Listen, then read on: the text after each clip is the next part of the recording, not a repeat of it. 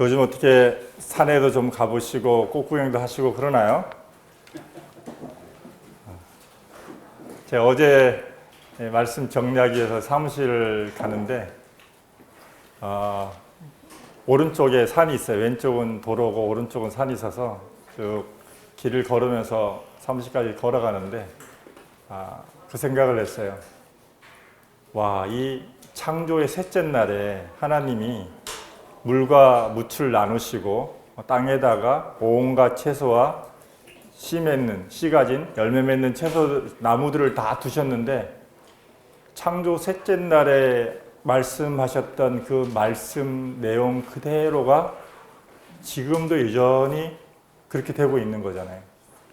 하나님이 말씀으로 천지를 창조하셨는데 그 말씀 그대로 계속 진행이 되고 있는 거예요. 그러니까 그걸 보면서 이 연녹색의 그 나뭇잎 싹이와 또 그 철쭉 색깔이 얼마나 현란합니까? 정말 죄송한 표현인데 인공적이다라는 표현이 죄송한데 정말 강렬하잖아요. 그런 강렬한 색깔을 가진 그 꽃이 셋째 날 말씀하셨던 그 말씀 그대로 수천 년 동안 그대로 보존되고 유지되는 거잖아요. 그러니까 이걸 보면서 참 하나님께서 사람에게 말씀하신 이 약속이 얼마나 신실하게 우리한테 지켜지고 있는가. 그래서 이 나뭇잎사귀, 꽃잎, 이 아름다운 것들을 보시면서 하나님께서 이렇게 보존하신 이유가 하나님이 하신 말씀이 이렇게 신실하게 지켜지시는 거구나. 그분께서 하신 약속은 틀림없이 유지되고 진행되는 것이구나 하는 것을 어제 이렇게 걸으면서 그 아름다운 자연을 보면서 생각을 하게 되었습니다. 우리 에베소서 말씀 보겠습니다. 지난번에 이어서 같이 한번 보겠습니다. 에베소 1장입니다.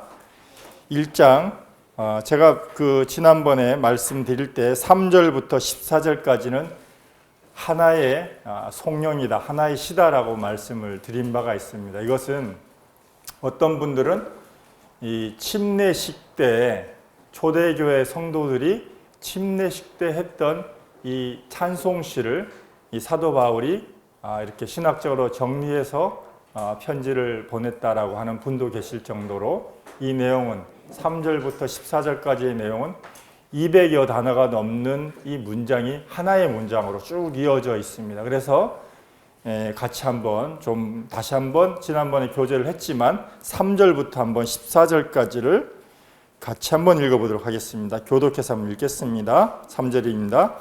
찬송하리로다 하나님 곧 우리 주 예수 그리스도의 아버지께서 그리스도 안에서 하늘에 속한 모든 신령한 복을 우리에게 주시되 곧 창세 전에 그리스도 안에서 우리를 택하사 우리로 사랑 안에서 그 앞에 거룩하고 흠이 없게 하시려고 그 기쁘신 뜻대로 우리를 예정하사 예수 그리스도로 말미암아 자기의 아들들이 되게 하셨으니 이는 그가 사랑하시는 자 안에서 우리에게 거저 주시는 바 그의 은혜의 영광을 찬송하게 하려는 것이라. 우리는 그리스도 안에서 그의 은혜의 풍성함을 따라 그의 피로 말미암아 속량 곧 제사함을 받았느니라. 이는 그가 모든 지혜와 총명을 우리에게 넘치게 하사 그 뜻의 비밀을 우리에게 알리신 것이요 그의 기뻐하심을 따라 그리스도 안에서 때가 찬 경륜을 위하여 예정하신 것이니 하늘에 있는 것이나 땅에 있는 것이 다 그리스도 안에서 통일되게 하려 하심이라.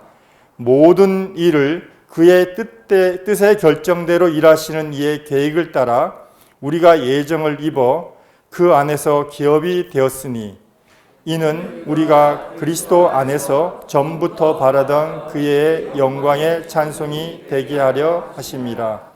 그 안에서 너희도 진리의 말씀 곧 너희의 구원의 복음을 듣고 그 안에서 또한 믿어 약속의 성령으로 인침을 받았으니 이는 우리 기업의 보증이 되사 그 얻으신 것을 속량하시고 그의 영광을 찬송하게 하려 하심이라. 아멘. 자, 3절부터 6절까지는 지난번에 교제한 바 있기 때문에 7절부터 교제를 하도록 하겠습니다. 오늘 제목은 구원은 이미 이루어졌고 우리는 그의 영광을 드러내는 사람입니다라는 주제로 교제를 하겠습니다. 자, 지난번에 했던 부분들을 한번 좀 복습을 좀 한번 해보겠습니다. 하나님이 우리를 구원하신 목적은 그의 영광을 찬송하기 위함이다. 그분의 찬송이 되게 하기 위함이다 라고 말씀하셨습니다. 찬송은 노래가 아니라 그분의 가치를 드러내는 우리의 삶 전체를 말씀하고 있습니다. 자, 3절부터 6절까지는 성부 하나님이 선택하신 것입니다. 우리가 이제 분명히 좀 알아야 될 부분은 뭐냐면 선택했다고 하면 어떻게 보면 교만해질 수 있잖아요. 하나님이 나를 선택해서 나는 너희하고 달라. 이렇게 말씀할 수도 있지만 이 성경 본문에서 말씀하고 있는 바는 오늘 한 형제님이 디도서 3장에서 말씀 인용을 해서 감사한 내용처럼 우리를 구원하시되 우리의 행한 바 의로운 행위로 말미암지 않고 오직 그의 긍휼하심을 따라서 중생의 씻음과 성령의 새롭게 하심을 하셨다는 거예요. 그분의 긍휼하심을 따라서 하셨다는 거예요. 그분이 우리를 선택하신 것은 정말 사람의 의로운 행위가 전혀 없기 때문에 하나님의 완전한 선택으로 그분의 긍휼하심으로 우리를 구원하셨다는 것이에요. 그렇기 때문에 이 선택은 우리를 뽐내려고 하는 것이 아니라 정말 우리를 겸손의 자리로 갖다 놓습니다. 정말 내 공력이 아무것도 없습니다. 내가 행한 노력 아무것도 없습니다. 100% 하나님의 은혜로 된 것입니다 라고 하는 이 고백이 바로 하나님께서 우리를 선택하셨다는 그 의미입니다. 그 다음에 7절로부터 12절까지는 아들 예수 그리스도의 구속하심이 나와 있습니다. 그 다음에 13절로부터 14절까지는 성령께서 우리를 그 구원에 대해서 보증하셨다고 하는 내용입니다. 그래서 오늘은 아들 예수 그리스도의 구속과 또 성령 하나님의 보증에 대한 부분에 대해서 교제를 해볼까 합니다. 자, 지난번에 교제했던 대로 6절과 12절과 14절에 계속 반복되는 말씀이 뭐죠? 그렇습니다. 우리는 그의 영광을 찬송하기 위함이다 라고 하는 이 세 개의 동일한 구절들이 반복이 되고 있습니다. 그래서 어떤 분들은 이걸 가지고 이거 하나의 찬송시다. 성부 하나님과 성자 하나님과 성령 하나님을 찬송하는 찬송시다. 이렇게 말씀을 하고 있습니다. 자, 우리 금방 읽은 대로 7절부터 14절까지 보면 이렇게 되어 있습니다. 여기 있죠? 제가 파란 색깔로 했는데 12절에도 그의 영광에 찬송이 되게 하려 하심이라 되어 있고 14절에도 그의 영광을 찬송하게 하려 하심이라 이렇게 되어 있습니다. 자, 우리가 하나님께서 우리를 값없이 구속하셨다라고 말씀하시는 이 부분들에서 살펴봐야 되겠습니다. 자, 7절에 이렇게 되어 있습니다. 우리는 그리스도 안에서 그의 은혜의 풍성함을 따라 그의 피로 말미암아 속량 곧 제사함을 받았느니라 이렇게 말씀이 되어 있습니다. 속량이라는 단어는 리뎀션. 이게 뭐냐면 노예인 사람이 정말 자기 힘으로 자유롭게 될 수가 없었잖아요. 그러니까 노예한테는 노예에 관한 생명값을 지불하고 노예의 주인으로부터 돈을 지불하고 사야지만 이 사람이 자유롭게 되는 것이에요. 우리가 죄의 종으로 팔렸습니다. 죄의 노예였거든요. 도저히 우리의 힘으로는 자유롭게 될 수가 없는 사람이었어요. 그런데 어떻게 하셨냐면 아들 예수 그리스도께서 그분의 피로 생명의 값을 지불하시고 우리를 사셨어요. 그리고 우리를 자유롭게 하셨습니다. 이것을 가지고 속량이라고 말씀하시는 것이에요. 우리가 값없이 우리를 구속하셨다라고 말씀하시니까 이게 싸구려 아닌가? 이런 생각할 수도 있어요.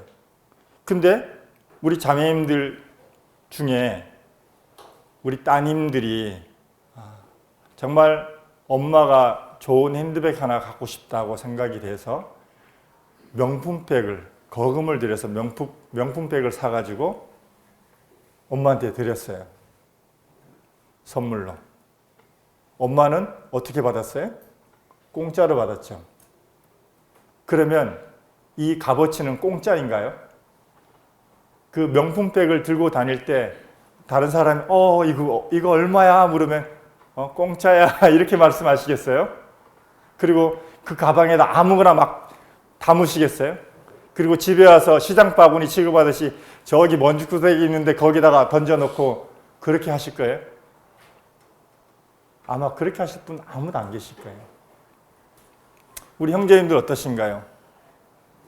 차가 너무 오래돼가지고 폐차하기 일보 직전인 차를 타고 있는 걸 봤을 때 아들이 우리 아버지 이거 오랫동안 고생하셨는데 어버이날 맞아서 내가 선물로 세단 하나 뽑아드려야겠다 그래가지고 제네시스 G90을 뽑아드렸어요. 그러면 아버지 어떻게 했어요? 이렇게 멋있는 차를 어떻게 타셨어요? 이거 얼마짜리예요? 그러면 이거 공짜야 이렇게 말씀하시나요? 그리고 폐차 직전의 차처럼 그렇게 취급하셔요? 이거 아무데나 막 쳐박아도 괜찮아 누가 긁고 가도 괜찮아 막 그렇게 하시나요? 하나님이 우리에게 주신 구원이 그분께서 다 값을 지불하시고 우리에게는 아무것도 묻지 않고 선물로 주셨다고 해가지고 그것이 가치 없는 것이 아니라는 것이에요. 값싼 구원이 아니라는 것입니다. 그러면 우리가 이 구원을 가치 없게 취급해서는 결코 안 되는 것입니다. 자, 이 8절부터 10절까지의 말씀입니다. 자, 9절에 그 뜻의 비밀을 우리에게 알리신 것이요. 이 주어를 한번 우리가 주목해서 보시기 바라요. 개인에게 말씀하신 것이 아니고 우리에게 알리셨다고 말씀을 하고 있어요. 이 비밀은 창세부터 예수 그리스도께서 이 땅에 오실 때까지 비밀이었어요. 예수 그리스도께서 이 땅에 오셔서 죄인된 사람들, 하나님으로부터 떠났던 이방인들을 그분의 교회 가운데로 받아들이시는 이것이 교회를 이룬 이것이 비밀이었어요. 그런데 지금 우리들에게 나타났다고 하시는, 우리에게 알리셨다는 것이에요. 이게 더 큰 그림이 있습니다. 이것이 단순히 이 땅에서 우리가 죄 용서함 받고 천국 가는 그런 얘기를 하고 있는 게 아니에요. 이 뭐라고 10절에 말씀하고 있냐면 하늘에 있는 것이나 땅에 있는 것이 다 그리스도 안에서 통일되게 하려 하셨다는 거예요. 하늘에 있는 것이나 땅에 있는 것이 다 통일되게 하셨다는 거예요. 이것은 하나님이 온 우주를 그리스도 안에서 하나로 묶는 그 원대한 계획 속에 우리를 묶으시는 그 비밀을 우리에게 알리신 것이라는 거예요. 그래서 이 사람에게 베푸신 구원의 사건은 나 개인에게 해당하는 것이 아니라 하나님의 나라에 대한 원대한 계획이 우리 가운데 나타난 것이에요. 그래서 이걸 가지고 우리에게 비밀을 알리셨다라고 말씀하고 있는 것입니다. 지금 이루고 있는 이 교회가 어떻게 해서 이 구미동 이 굿모닝 프라자의 분당 교회에 나와 있는 이런 것이 아니라 정말 하나님의 원대한 계획 가운데에 포함되어 있는 하나님 나라에 속하는 이 비밀을 우리에게 지금 알리셨고 그 비밀을 우리에게 드러내셨기 때문에 우리가 지금 그 안에 있는 것입니다. 자, 11절부터 보면 이 기업이라고 하는 단어, 엔터프라이즈가 아닙니다. 유업, 상속을 말씀하고 있는데 여기에 11절에 보면 이렇게 되어 있습니다. 모든 일을 그의 뜻의 결정대로 일하시는 이의 계획을 따라 우리가 예정을 입어 그 안에서 기업이 되었다. 이렇게 말씀하고 있습니다. 그러니까 기업이 되었다라고 말씀하시는 것은 우리가 유산을 받는다 이런 의미만을 의미하는 게 아니에요. 그러니까 우리가 하나님의 기업이 되었다는 거예요. 그리고 또한 우리가 하나님 우리의 기업이 되셨다는 말씀도 포함되고 있는 것입니다. 단순히 하나님 나라에 가서 유업을 받는 그런 개념이 아니고 이 땅에 살고 있는 우리가 하나님의 유업이 되었다는 것이에요. 이것은 성도들에게 이 가치가 얼마나 놀라운 것을 생각해 보라는 것입니다. 단순히 죽어서 천국에 가서 복 받는 개념이 아니라 이 땅에서 우리가 하나님의 유업이 되었다는 것이에요. 그토록 교회를 가치 있게 보시고 자신의 생명, 아들 예수 그리스도의 생명을 우리에게 주셨다는 것입니다. 우리는 하나님의 우리의 기업인 동시에 우리가 하나님이 기업이 되었습니다. 그리고 12절에 나오는 주어가 동일합니다. 누구죠? 내가 아니고 우리가입니다. 우리가 그리스도 안에서 전부터 바라던 그의 영광의 찬송이 되게 하려 하십니다.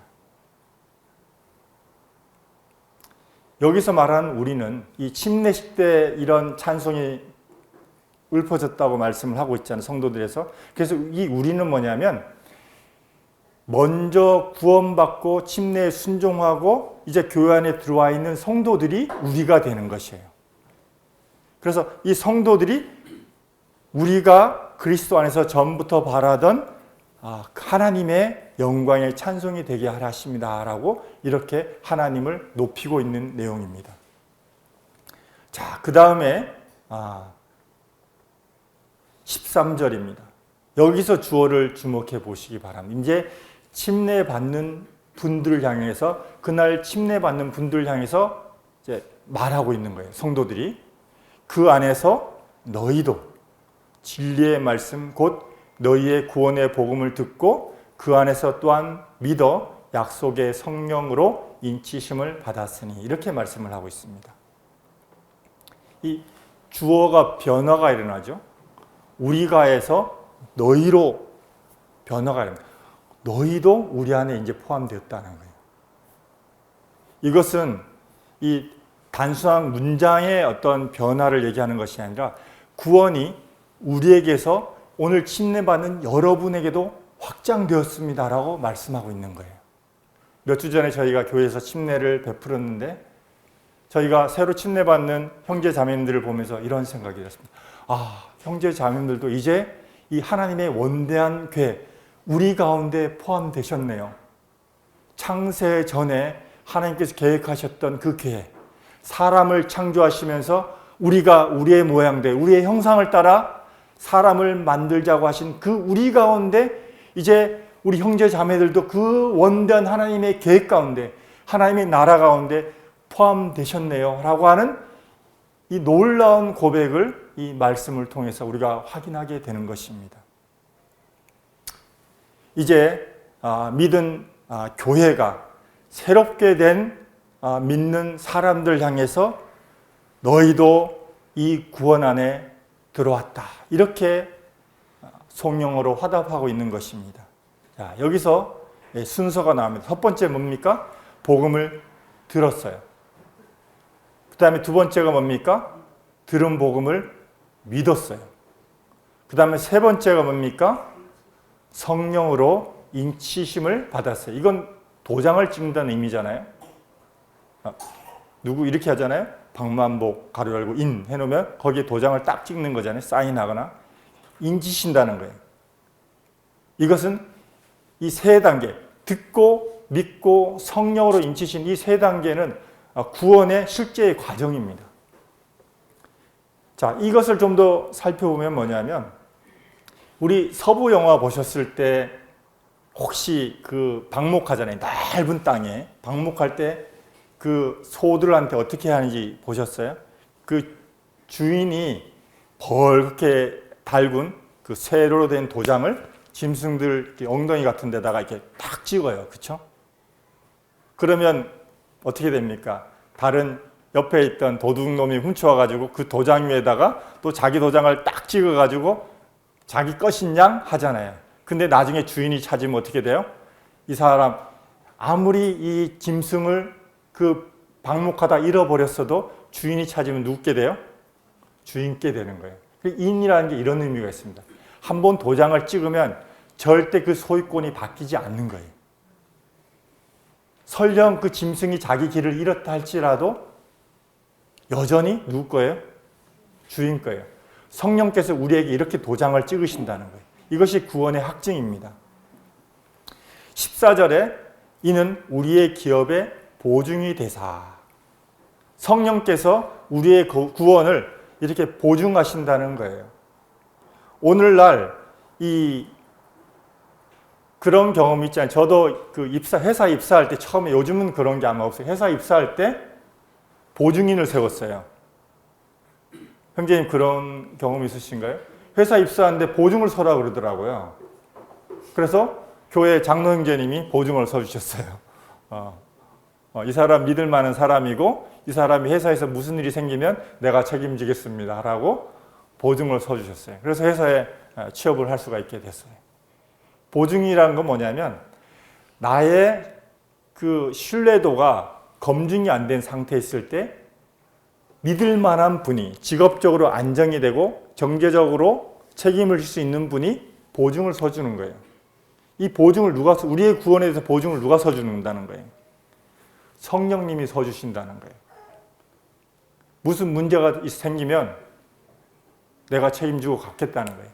마치 선한 사마리아인처럼 여리고로 내려가다가 거반 죽게 된 이 사람에 대해서 사마리아인이 와서 자기의 돈을 들여서 다 치료하고 주막에서 떠나갈 때 자기 돈을 맡기고 가면서 돈이 모자라면 내가 돌아올 때 갚아줄 테니까 이 사람이 나을 때까지 잘 치료해주고 나으면 그 사람한테 돈을 묻지 말고 내가 올 때 갚아줄게요 하고 보증을 서주는 거예요. 이게 바로 성령의 보증이라고 말씀하고 있는 것입니다. 대출을 설 때도 마찬가지잖아요. 내가 신용이 안 되면 누구예요? 신용이 되는 사람이 보증을 서주잖아요. 만약 내가 못 갚으면 어떻게 돼요? 그 사람이 대신 다 갚아주는 거잖아요. 성령이 이렇게 우리의 구원에 대해서 보증하시겠다는 거예요. 오늘날 잘못되어서 성령에 대해서 오해하고 있는 게 있어요. 막 부흥회 때 막 어떤 그 영적인 그 압도되는 현상이라든가 흥분된 상태에서 받는 뭐 방언이라든가 마치 무당이 작두에 올라가는 그런 어떤 무아지경 이런 걸 가지고 성령이라고 오해를 하고 착각하는 분들이 있는데 예수님이 뭐라고 말씀하셨냐는 거예요. 예수님이 뭐라고 말씀하셨냐면 예수님이 성령님을 가장 잘 아시잖아요. 그렇죠? 태초부터 같이 계셨던 분이니까 가장 잘 아시는데 예수님이 뭐라고 말씀하셨나요? 예수님께서 이 땅에 오셨을 때 이렇게 말씀하셨어요. 내가 내 임의로 말씀하시지 않고 아버지께서 나한테 가르치신 대로 내가 이런 것을 말한다라고 말했어요. 그래서 아들 예수님이 오셨을 때도 그분도 하나님이신데 절대 아버지 하나님하고 반대되는 말씀을 하시거나 이렇게 하지 않으셨어요. 철저히 아버지 하나님께서 하라고 하신 말씀을 하셨어요. 천지창조도 새 위격의 하나님께서 약속하시고 말씀하신 대로 그대로 6일간의 천지창조를 완성하셨잖아요. 그리고 우리의 구속도 마찬가지고 우리가 이 땅에 살아가는 모든 것 또한 아버지 하나님과 아들 예수 그리스도께서 하신 말씀이 일치가 되게 말씀을 하셨어요. 자, 그러면 성령님은 어떤 일을 하시냐 보면 자, 읽어볼까요? 예수님이 이렇게 말씀하셨어요. 같이 읽어보시죠. 시작. 보혜사 곧 아버지께서 내 이름으로 보내실 성령 그가 너희에게 모든 것을 가르치고 내가 너희에게 말한 모든 것을 생각나게 하리라. 예수님께서 말씀하신 것은 뭐냐면 내가 이제 성령을 아버지 구해서 보낼 텐데 그 성령이 하신 일은 뭐냐? 내가 너희에게 그동안 말했던 것을 가르치고 또 말한 것을 생각나게 하신 일이 성령의 보증이라는 것이에요. 그래서 우리가 구원의 확증을 어떻게 하느냐? 내 가슴에 찡한 무엇이 들어온 것으로 하는 것이 아니고, 내가 뭔가 방언하는 것으로 하는 게 아니고, 병 고침 받은 것으로 하는 게 아니고, 어떤 기적이나 꿈속에서 빛을 본 것으로 한 것이 아니고, 어떻게 해요? 기록된 성경의 말씀으로 한다는 것이. 성령께서 이것을 보증하신다는 거예요. 내가 구원받았는지 안 받았는지 어떻게 알 수 있냐? 성경 말씀이 깨달아지느냐? 그분이 정말 실제적으로 나에게 하신 말씀이 들려지느냐? 안 들려지느냐로 우리가 확증할 수가 있습니다. 물론 처음에 회심하시고 성경을 보면 20년, 30년 된 분처럼 그렇게 깨달아지지는 않죠. 그러나 분명한 것은 하나님께서 이렇게 나에게 말씀하셨구나. 내가 전에 오해했었는데 복음이 이런 것이구나. 깨달아진다는 것이에요. 그 다음에 두 번째 또 있습니다. 예수님 다시 한번 읽어보시죠. 시작. 내가 아버지께로부터 너에게 보낼 보혜사 곧 아버지께로부터 나오시는 진리의 성령이 오실 때에 그가 나를 증언하실 것이요. 성령님이 하시는 일은 뭐냐면 예수님을 증언하신다는 거예요. 그래서 성령님이 우리한테 보증하시면 우리가 예수님을 잘 알게 되고, 예수님이 하신 말씀을 잘 깨닫게 되고, 예수님이 하신 말씀을 내 삶 가운데 적용하게 된다고 말씀하는 거예요. 이것이 성령이 우리에게 인치신 것이고 보증하시는 증거입니다. 3세번은 봐야 되겠죠? 3세번 보면 이건 틀림없는 거예요. 자, 세 번째 한번 읽어보겠습니다. 그러나 진리의 성령이 오시면 그가 너희를 모든 진리 가운데로 인도하시리니 그가 스스로 말하지 않고 오직 들은 것을 말하며 장래일을 너희에게 알리시리라. 아멘.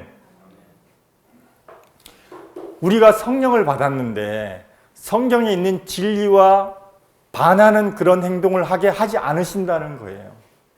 성경에서 분명히 우리에게 말씀하신 진리대로 우리를 이끌어 가시고 그것을 인도하신다고 말씀하고 있는 것입니다.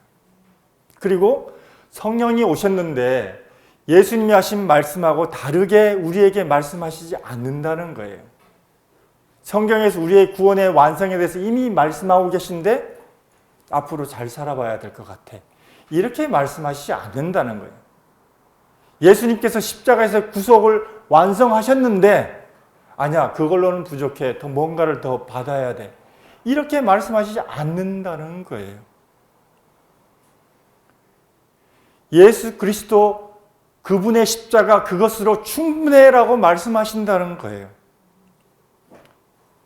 오늘 말씀을 통해서 성부 하나님과 성령 하나님, 성자 하나님은 완전한 일치로 우리에게 나타나시고 말씀하시고 보여주신다는 것입니다.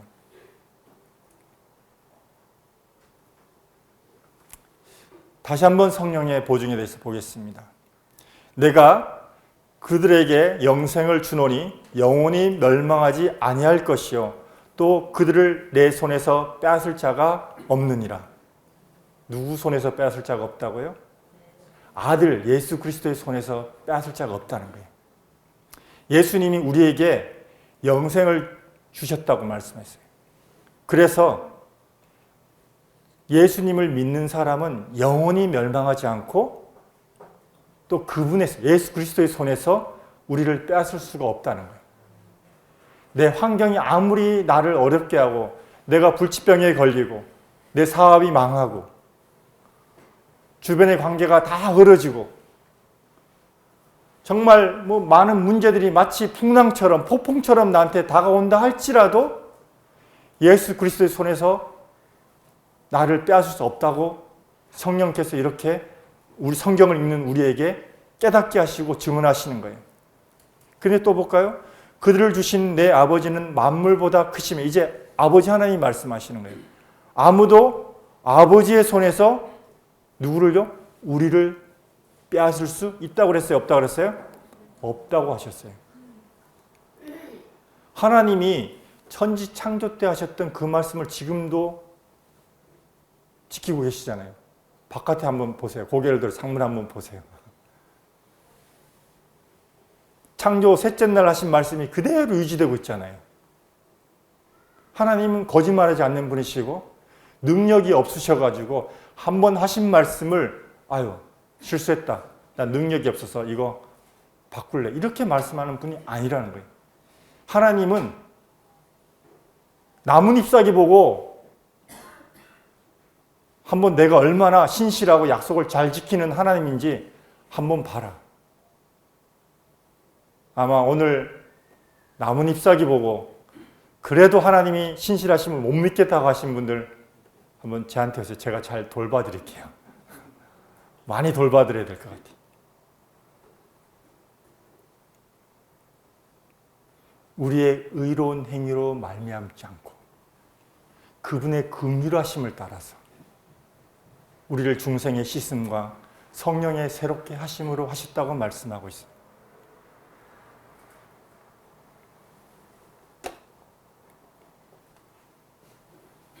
성부와 성자와 성령의 역할입니다. 성부는 아버지 하나님 우리를 어떻게 하셨다고요? 선택하셨어요. 아들 예수 그리스도는 어떻게 하셨어요? 우리를 십자가에서 우리를 구속하셨어요. 성령 하나님은 어떻게 하셨어요? 그것을 확증하셨어요. 세 분 하나님께서 이렇게 우리의 구원에 대해서 말씀하고 있는데 우리는 무엇을 해야 되겠습니까? 그분의 영광과 찬송이 되어야 되는 것입니다. 자, 나는 무엇으로 살고 있습니까? 여전히 불안 속에서 미래를 걱정하고 확신 없이 살고 있습니까?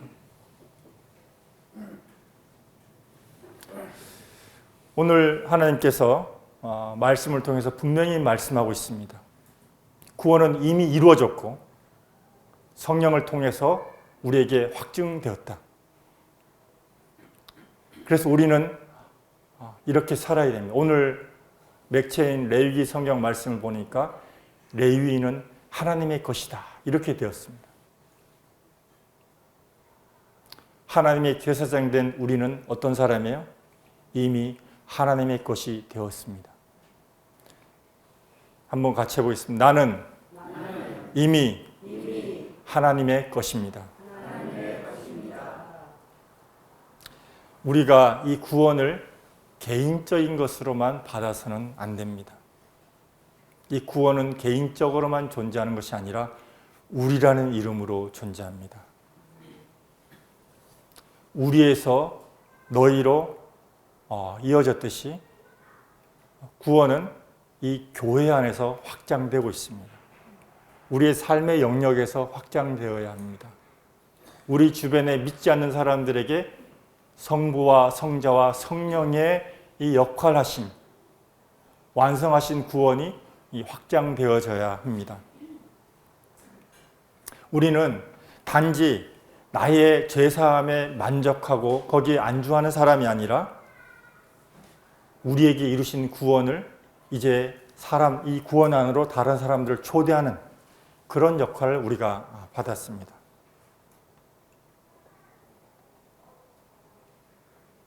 우리는 다른 사람을 정죄하는 사람이 아니라 함께 구원 안으로 초대하는 사람이 되었습니다. 왜요?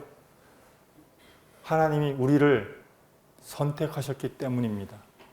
내가 한 공력 아무것도 없이 100% 하나님의 은혜로 우리를 선택하셨기 때문에 이 구원 안으로 내가 값없이 선물로 받은 이 구원 안으로 이거 우리 딸이 한번 줬는데 이 핸드백 한번 들어봐요. 좋아요. 이러면서 자랑하지 않아요? 차 닦으면서 한번 타봐. 뭐 드라이브 한번 같이 가. 이러면서 그러지 않아요? 다른 사람한테 좋네. 이거 얼마짜리야? 이러면서 그러지 않아요? 우린 선물로 받았는데 값없이 받았는데 정말 그 가치가 정말 귀하기 때문에 자랑할 수 있는 것입니다. 내가 잘나서 받은 게 아니라 딸 덕분에 아들 덕분에 받았는데 예수님 덕분에 받았는데 내 자랑이 아니라 예수님의 자랑 아니겠어요?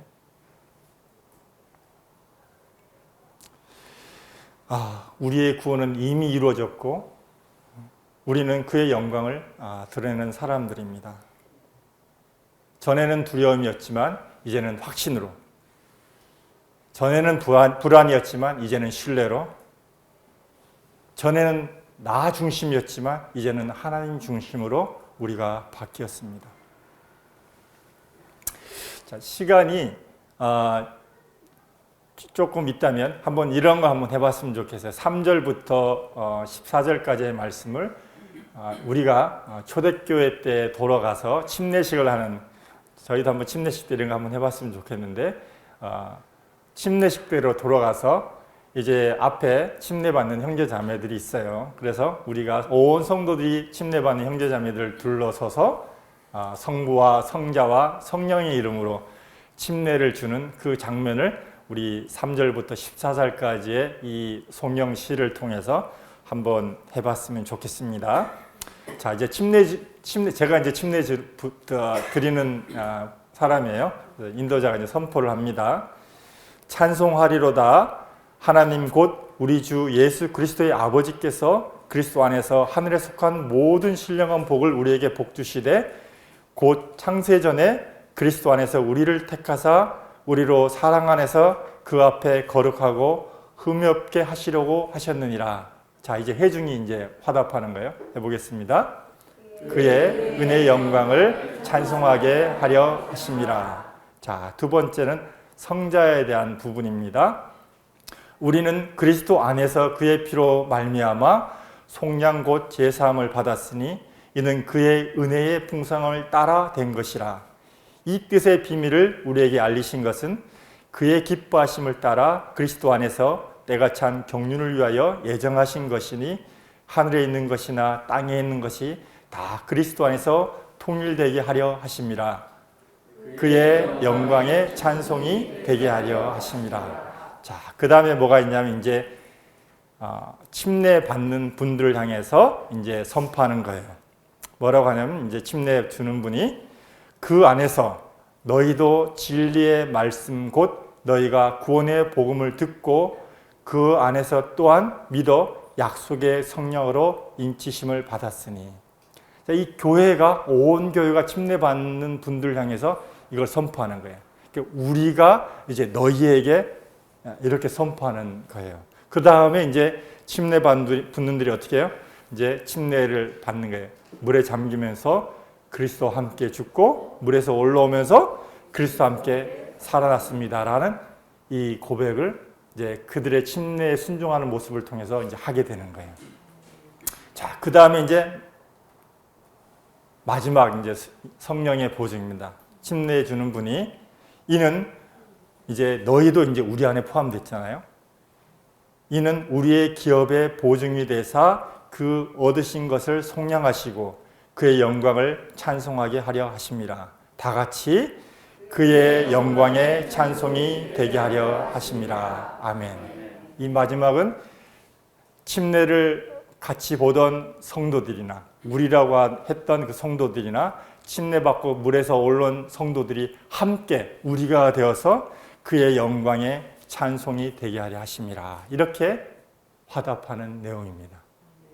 오늘 침례식의 시작부터 끝까지의 내용을 성부와 성자와 성령의 이름으로 행하는 이 초대교회 때의 침례 예식, 그 침례 예식에 담긴 그 의미, 이것을 봤어요.